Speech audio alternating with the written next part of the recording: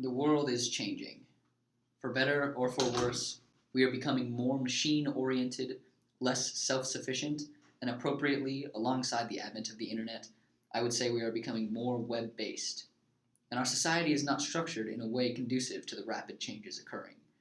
I'm sure the founding fathers of the United States did not and could not correctly predict how the information era would change the way society functions. In order to adapt, I propose we alter our cultural paradigms from a capitalistic, competitive, wasteful, faux democratic police state to a country based on cooperation, sustainability, liberty, and justice for all. Now, a common representation of our cultural paradigms is a sort of Sierpinski triangle.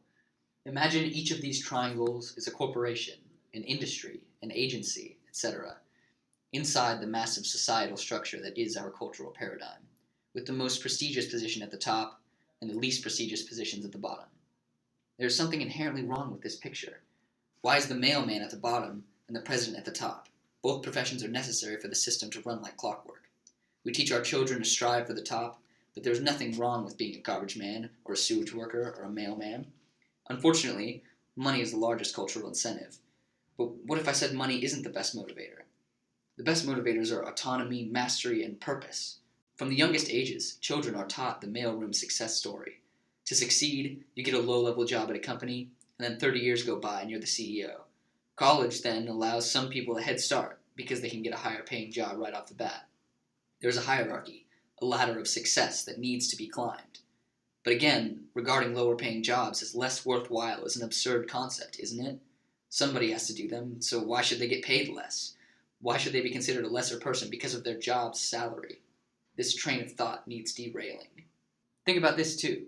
If one of the large corporations collapses, the entire paradigm collapses. This is why we are seeing so many government bailouts of these giant corporations and banks. These corporations are the base of our society to such an extent that the government needs to intervene when one goes bankrupt. There's a problem here, and nobody seems to want to do anything about it. Our cultural paradigm needs rebuilding. Now, I mentioned that we're becoming more web-based, and I think we should embrace that idea. We need to build our cultural paradigm around a web system, as opposed to the triangle system, an untoppable societal fortress, held together by every individual strand of web, but not relying too heavily on any particular strand. This web starts with education. As we move farther out, we reach the sciences, geology, chemistry, astronomy, biology.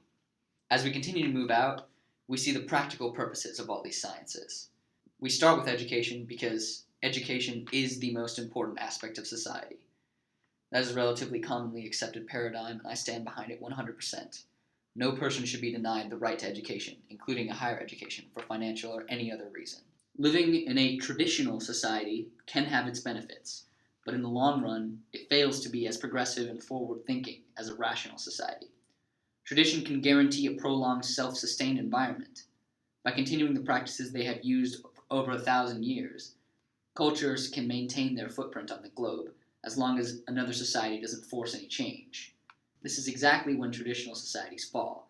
Not reacting to the present is detrimental to the advancement of the society, and can possibly be fatal to a civilization. A rational society understands that there are other people on the earth, living and learning, and collaborating information can result in rapid technological advancement.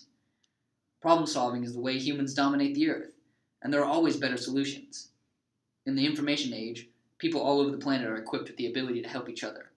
Rationally progressing and solving problems may not always be how humans live life, but rather than focusing on what has worked in the past, focusing on what will work best in the future will speed the evolution of the nation's ideals and values towards a fully egalitarian society, setting the bar for the rest of the world.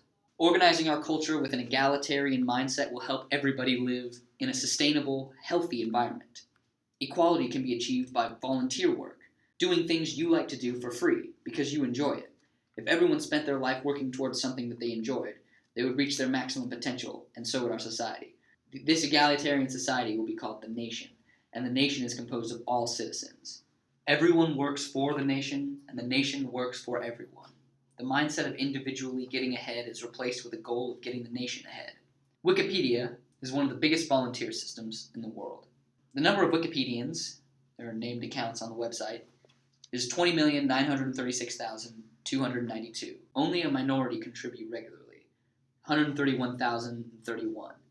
And there are many unnamed accounts posting and discussing.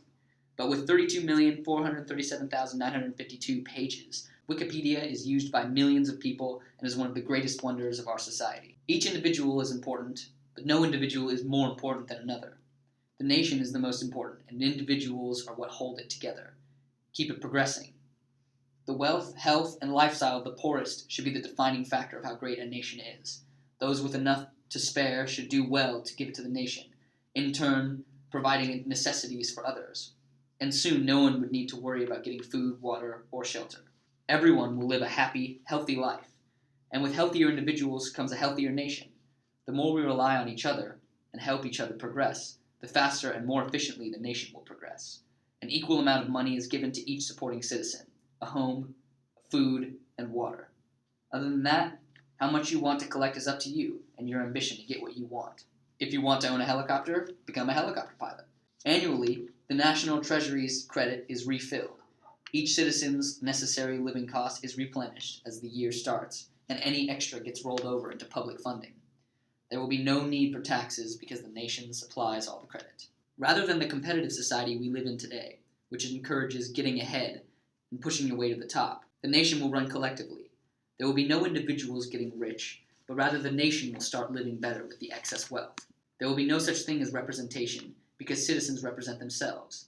The amazing thing about this is that if everyone wanted it to work, it would work. The only thing holding us back is our own mindset. The problem is that everyone needs to be in agreement for the system to function properly. The only reason it would fail is because citizens don't support it. The system should make everybody happy, and everyone will support it because that's the basis the system was founded upon. Everyone is given the opportunity to do the job that they are best at, and merit decides the ones who actually get the job. The nation is what everyone works for, and it's why everyone works. People don't value money, they value progression and advancement.